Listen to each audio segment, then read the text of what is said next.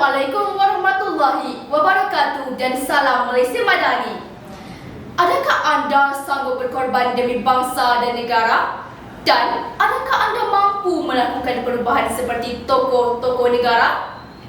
Sebelum kita meneroka buku ini dengan lebih lanjut, ikutlah saya memperkenalkan diri. Nama diberi Nur Ain Ashima binti Maulud. Saya merupakan pelajar tingkatan 4 dari Sekolah Menengah Kebangsaan Taman Kota Jaya atau dikenali sebagai Sekaya. Kod sekolah saya ialah JEA 3053. Saya telah membaca pelbagai jenis buku. Namun, ada sebuah buku yang telah menarik perhatian saya untuk diceritakan dengan lebih terperinci kepada anda semua. Buku tersebut ialah Tokoh Pencetus Bangsa, Pemimpin Bersuara Dunia. Apa itu tokoh? Menurut Kamus Dewan edisi yang keempat, tokoh didefinisikan sebagai orang yang berkenamaan dan orang yang terkemuka. Buku ini merupakan hasil karya Nurul Shifa yang diterbitkan oleh Moskin Research Publication pada tahun 2007 dan mengandungi 94 halaman muka surat yang bercetak. Buku ini menekankan mengenai Tun Dr. Mahathir Mohamad yang merupakan Perdana Menteri keempat dan ketujuh Malaysia. Sebelum itu, adakah anda mengetahui asal-usul Tun Dr. Mahathir Mohamad? Beliau dilahirkan pada hari Jumaat 20 Disember 1925 di Alor Serta Kedah dan merupakan anak bongsu dari 9 orang adik-beradik. Beliau telah melanjutkan pelajaran ke Kolej Perubatan King Edward di Singapura dan merupakan pelajar terbaik di kolej itu. Dalam bidang kerjaya pula, beliau telah mula berniaga sejak kecil lagi dengan membantu ayahnya menjual air dan buah-buahan bagi menampung ekonomi keluarga.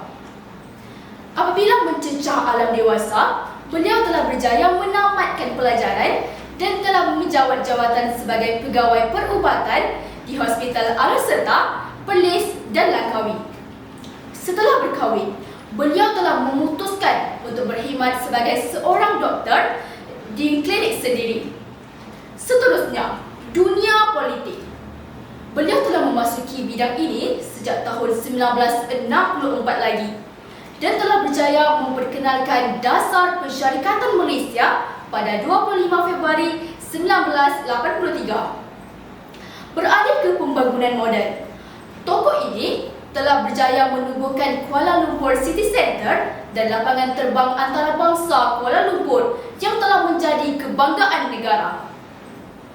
Berbicara tentang buku ini, pada awalnya saya berfikir tokoh hanya merupakan orang yang hebat di mata dunia, tapi hanya berada di Dewan Parlimen tanpa mengambil berat tentang kehidupan rakyat.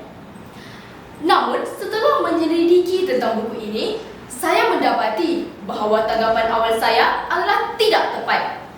Rupanya, tokoh bukan sahaja perlu mengambil berat tentang kehidupan rakyat. Sebaliknya, juga menitik beratkan mengenai pembangunan negara, keselamatan negara, pentadbiran negara, ekonomi negara, dan banyak lagi hal-hal berkaitan dalam dan luar negara. Sebagai contoh, Tun Dr. Mahathir Mohamad yang merupakan tokoh tumpuan dalam buku ini telah diiktiraf sebagai bapa pemodenan Malaysia kerana telah berjaya mengubah Malaysia dari dunia negara pertanian ke negara perindustrian moden. Persoalannya, adakah anda memiliki ciri-ciri seorang tokoh? Jika anda seorang yang bertanggungjawab, berdisiplin, aktif, berani dan peka terhadap isu-isu sekeliling, tahniah, anda memiliki ciri-ciri seorang tokoh.